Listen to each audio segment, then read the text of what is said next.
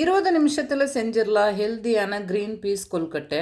கடாயில் 2 spoon oil சேர்த்துக்குங்க. 1 spoon ஜீரகம், 1/2 ஸ்பூன் மிளகு, பொடியாக கட் பண்ணி இருக்கிற இஞ்சி, பச்சை மிளகா 1 டேபிள் ஸ்பூன் சேர்த்துக்குங்க. 1/4 ஸ்பூன் பெருங்காயத்தூள், 1/2 கப்பு துருவிய தேங்காய். இது கூடயே வேக வச்ச பட்டாணி 1 கப் சேர்த்துருக்கிறேன். நீங்க பச்சை பட்டாணி கூட சேர்க்கலாம். பொடியாக கட் பண்ணி இருக்கிற புதினா, கொத்தமல்லி சேர்த்துக்குங்க. இப்போ 2.5 கப்பு தண்ணி சேர்த்துக்கிட்டேன்.